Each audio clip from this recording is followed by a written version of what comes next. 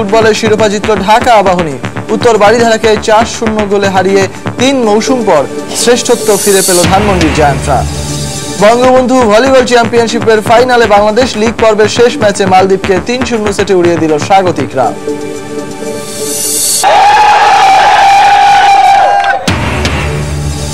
বিজয় দিবস হকির টানা দ্বিতীয় শিরোপা জিতল বাংলাদেশ। নৌবাহিনী ফাইনালে পেনাল্টি শুটআউটে সেনাবাহিনীকে হারালো ৩-২ গোলে।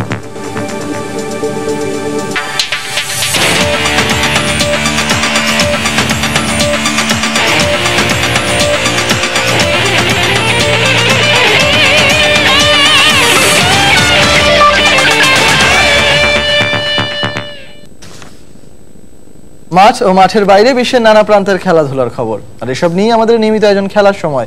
আর এই আয়োজনে আপনাদের সঙ্গে আছি আমি সজল মিত্র রিচার্ড। শুরুতেই বাংলাদেশ নিউজিল্যান্ড ওয়ানডে সিরিজের খবর। প্রথম ওয়ানডেতে বড় ব্যবধানে হারল বাংলাদেশ। সাকিবের অলরাউন্ড নৈপুণ্যের পরও নিউজিল্যান্ডের কাছে ৭৭ রানে হেরেছে টাইগাররা। টস জিতে প্রথমে ব্যাট করতে নেমে টম লাথামের সেঞ্চুরিতে ৭ উইকেটে ৩৪১ রান সংগ্রহ করে কিউইরা। জবাবে শেষ পর্যন্ত ২৬৪ রান সংগ্রহ করতে সক্ষম হয় মাশরাফিরা। ক্রাইস্টচার্চ থেকে মুস্তাফিজুর রহমান আকাশের ক্যামেরায় হুমায়ুন কবির রোজের রিপোর্ট। এই ম্যাচের আগে ক্রাইস্টচার্চের সর্বোচ্চ দলীয় সংগ্রহ ছিল ৩৪১, তবে সেই কীর্তি নিউজিল্যান্ড দলের নয়। শ্রীলঙ্কার বিপক্ষে তাদের ৩৩১ রান ছিল এই মাঠে দ্বিতীয় সর্বোচ্চ স্কোর, কিন্তু লাথাম দাপটে সেটি টপকে গেল কিউইরা। ৩৫০ দম্ভমঞ্চ ছুঁতে না পারলেও হেগলি ওভালে সর্বোচ্চ ৩৪১ রানের রেকর্ড নিজেদের নামে হালনাগাদ করিয়ে নিয়েছে স্বাগতিকরাই। টাইগারদের বিপক্ষেও ব্ল্যাক ক্যাপসদের সর্বোচ্চ ইনিংস এটি। যদিও পুরো গল্পের সারসংক্ষেপের মতো এতটা সহজ রানের পাহাড়ে চড়া তা শুরুতে মনে হয়নি। টসের ফিলিং এ নেমে ৩১ রানে গাপটিলকে ফিরিয়ে ভালো শুরুর ইঙ্গিত দেন ৮ মাস পর জাতীয় দলে ফেরা কাটার মাস্টার মুস্তাফিজ। ৭৯ রানে উইলিয়ামসনকে ফেরান স্পিড স্টার তাসকিন আহমেদ। সাকিবের ঘূর্ণিতে স্কোরটা খুব একটা লম্বা করতে দেননি নীল ব্রোম ও জিমি নিশামরা।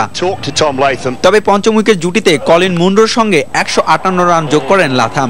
দলীয় ৩১৬ রানে সাকিবের তৃতীয় শিকার হয়ে সাজঘরে ফেরার আগে মুন্ডো খেলেন ৮৭ রানের মারকুটে এক ইনিংস। অপর প্রান্তে ৪ বাউন্ডারি আর ৭ ওভার বাউন্ডারিতে ক্যারিয়ারের দ্বিতীয় সেঞ্চুরি ইনিংসটি সাজান লাথাম। মুস্তাফিজের বলে মুশফিকের তালিবদ্ধ হবার আগে তার ব্যাট থেকে আসে ১৩৭ রান। বিশাল টার্গেটে ব্যাট করতে নেমে খুব একটা সুবিধা করতে পারেনি বাংলাদেশ। ভালোই খেলতে থাকা ইমরুল ১৬ রানে আউট হন। রানের খোঁজে দিশেহারা সৌম্য এদিনও নিষ্প্রভ। ১ রান করে সৌম্যর আউটের পর ০ রানে আউট হওয়া মাহমুদুল্লাহ হতাশ করেন এদিন। দর্শনীয় কিছু শটে ৩৮ রান গোছানোর পর আর এগোতে পারেননি তামিম। তবে বল হাতে নৈপুণ্য দেখানোর পর ব্যাটিংয়েও সরব সাকিব। ৫০ তুলে ৫৯ রানে আউট হবার পর ১৬ রান করা সাব্বিরও আস্থার প্রতিদান দিতে পারেননি। ৪২ রান করে মুশফিক রিটায়ার্ড হার্ড হয়ে প্যাভিলিয়নে ফিরলে সংখ্যা আরো বাড়ে। শেষ পর্যন্ত একাই লড়েছেন মোসাদ্দেক হোসেন সৈকত। তবে তার অপরাজিত ৫০ পরও হার এড়াতে পারেনি বাংলাদেশ ক্রিকেট দল। গেল কয়েক বছরে ঘরের মাটিতে দুর্দান্ত পারফরমেন্সের পর টাইগারদের সামনে কঠিন এক চ্যালেঞ্জ ছিল বিদেশের মাটিতে সেই ধারাবাহিকতা ধরে রাখার। কিন্তু নিউজিল্যান্ড পর্বে প্রথম ম্যাচে তার ছন্দপতন হয়েছে। তাই এই সিরিজে সংখ্যা জেগেছে ওয়ানডে সিরিজ খোয়ানোর। এমন অবস্থায় টাইগারদের সামনে কঠিন চ্যালেঞ্জ পরের ম্যাচে ঘুরে দাঁড়ানোর। ক্রাইস্টচার্চের হেগলি ওভাল থেকে হুমায়ুন কবির রোজ, সময় সংবাদ, নিউজিল্যান্ড। নিউজিল্যান্ডের বিপক্ষে প্রথম ওয়ানডেতে বোলাররা ৩০ থেকে ৪০ রান বেশি দেয়ায় ব্যাটিং এর শুরুতেই বাংলাদেশ ব্যাকফুটে চলে যায়। এছাড়া ভিন্ন কন্ডিশনে ব্যাটসম্যানদের মনোসংযোগেও কিছুটা ঘাটতি ছিল বলে ম্যাচ শেষে জানিয়েছেন বাংলাদেশ অধিনায়ক মাশরাফি বিন মর্তুজা। তবে প্রথম ম্যাচ হারলেও পরের ম্যাচে টাইগাররা ঠিকই ঘুরে দাঁড়াবে, বিশ্বাস ম্যাশের।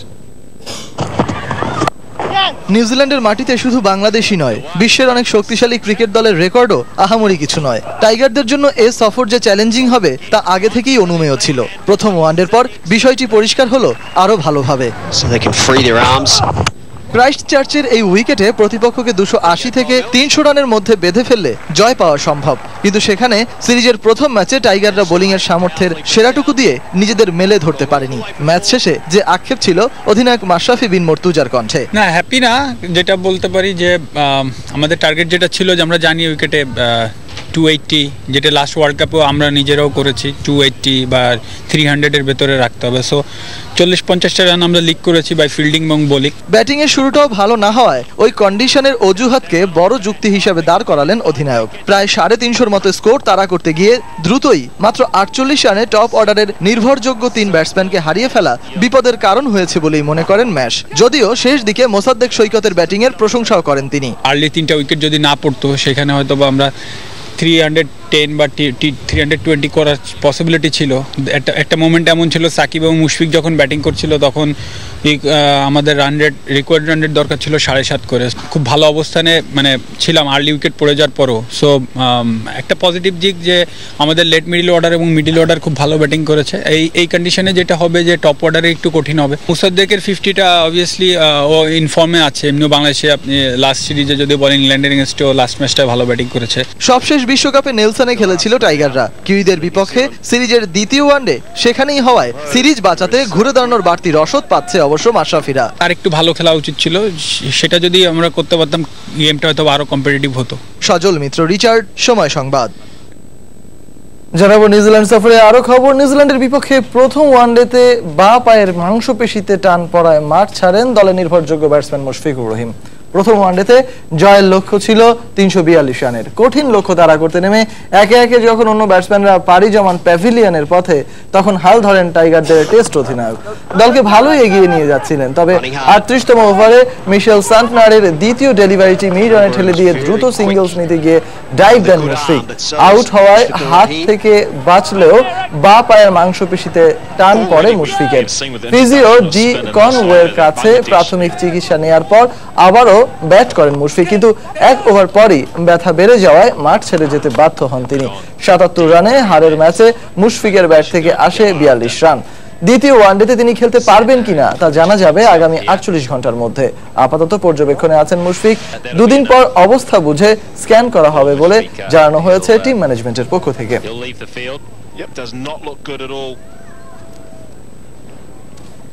নিউজিল্যান্ডের বিপক্ষে শেষ 2 ওয়ানডে ম্যাচের জন্য অপরিবর্তিত থাকছে বাংলাদেশ দলের স্কোয়াড। তবে হ্যামস্ট্রিং এর চোট পাওয়া মুশফিকুর রহিম শেষ পর্যন্ত ফিট হতে না পারলে সুযোগ আসতে পারে উইকেটকিপার ব্যাটসম্যান নুরুল হাসান সোহানের। ক্রাইস্ট চার্চে 3 ম্যাচ সিরিজের প্রথম ওয়ানডেতে 48 বলে 42 রান করা মুশফিক চোটের কারণে রিটায়ার্ড হার্ট হয়ে ফেরার পর মাঠে নামতে পারেননি। পরের 2 ওয়ানডেতে স্কোয়াডে অধিনায়ক মাশরাফির পাশাপাশি আছেন তামিম, ইমরুল, সৌম্য, সাব্বির, মাহমুদুল্লাহ, সাকিব, মোসাদ্দেক, রুবেল, তাসকিন, মুস্তাফিজ, মিরাজ, সুভাশিস ও তানভীর। বাংলাদেশের বিপক্ষে টি-20 সিরিজের জন্য 14 সদস্যের দল ঘোষণা করেছে নিউজিল্যান্ড ক্রিকেট বোর্ড। দলে ডাক পেয়েছেন hard hitter batsman Tom Bruce ও বেন হুইলার। তবে ফিট হলেও বাদ পড়েছেন রস টেইলর। এবছর মার্চে ওয়ার্ল্ড টি-20 পর আর কোনো টি-20 সিরিজ খেলেনি নিউজিল্যান্ড।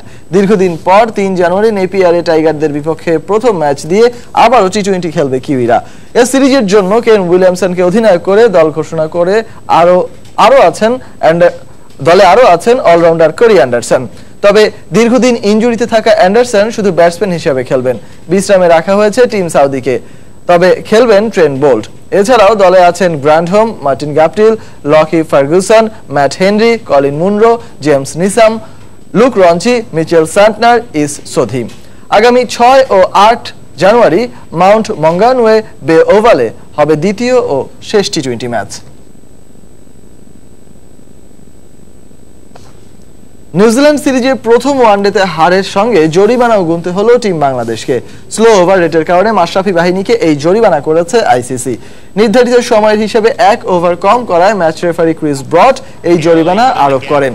আইসিসির আচরণবিধির 2-5 1 নম্বর অনুচ্ছেদ অনুযায়ী ম্যাচ ফির 20% জরিমানা দিতে হয় অধিনায়ক মাশরাফিকে। অন্য ক্রিকেটাররা জরিমানা দেবেন 10% করে। ম্যাচ অভিযোগ স্বীকার করে নেয় কোনো শুনানির দরকার হচ্ছে না। 2 ফিল্ড আম্পায়ার ওয়েন নাইটস ও শামসুদ্দিন এবং 3rd আম্পায়ার পল রাইফেল টাইগারদের বিরুদ্ধে স্লো ওভার রেটের অভিযোগ আনেন। নিউজিল্যান্ডের বিপক্ষে প্রথম ম্যাচে বড় ব্যবধানে হেরে গেছে বাংলাদেশ। তবুও দলের সার্বিক পারফরমেন্সকে বেশ ইতিবাচক হিসেবেই দেখছেন দেশের সাবেক ক্রিকেটাররা। পরবর্তী ম্যাচগুলোতে জয় পেতে হলে কোনো ধরনের ভুল না করার পাশাপাশি 3 বিভাগেই সমানভাবে ভালো করতে হবে বলে মনে করছেন তারা। প্রথমবারের মতো বক্সিং ডেতে নিউজিল্যান্ডের বিপক্ষে ইতিহাস গড়তে চেয়েছিলেন টাইগাররা। তবে প্রথমে বোলিংয়ে প্রতিপক্ষকে পাহাড়সম দলীয় স্কোর গড়া থেকে বিরত করতে না পারার ব্যর্থতার সঙ্গে যোগ হয় পরে ব্যাটিংয়ে নেমে ব্যাটসম্যানদের ব্যর্থতার। ফলস্বরূপ কিউইদের বিপক্ষে ৭৭ রানের হারের লজ্জা পেতে হয়েছে টাইগারদের। ৩ ম্যাচ সিরিজের প্রথমটিতে এমন হারের পরও দলের সার্বিক পারফরম্যান্সকে ভিন্ন কন্ডিশনে ইতিবাচক হিসেবে দেখছেন জাতীয় দলের সাবেক ক্রিকেটার হাসিবুল হোসেন শান্ত ও খালেদ মাসুদ পাইলট। নিউজিল্যান্ডের ফার্স্ট ম্যাচ একটা নতুন কন্ডিশনে খেলা, সেই হিসাবে কিন্তু বাংলাদেশ টিম আমি বলবো যে হয়তো ক্লোজ ম্যাচ আমরা হারি নাই, দেখতে হয়তো বড় লাগছে ৮০ রানের মতো রানে হারছি, কিন্তু আমি বলবো যে বাংলাদেশ টিম ভালো খেলছে। অনেকদিন পরে দেশের বাইরে যে খেলাটা কিন্তু নট টু ইজি।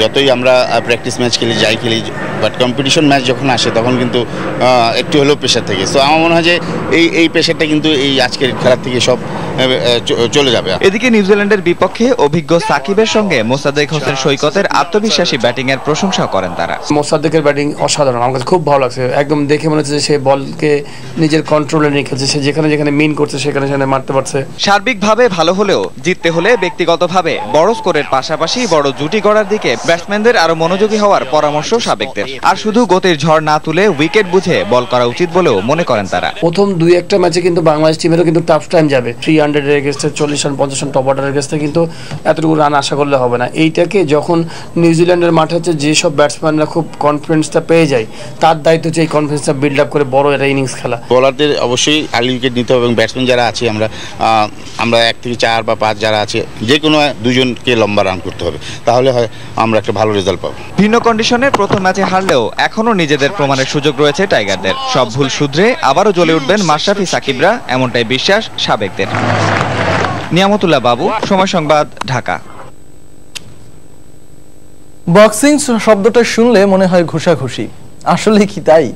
অন্যান্য খেলার মতো ক্রিকেটেও বক্সিং ডে টেস্ট কিংবা ওয়ানডে হচ্ছে অনেক আগে থেকে, কিন্তু কি কারণে ডিসেম্বরের ২৬ তারিখে বক্সিং ডে টেস্ট কিংবা ওয়ানডে খেলে ক্রিকেট বিশ্বের দেশগুলো?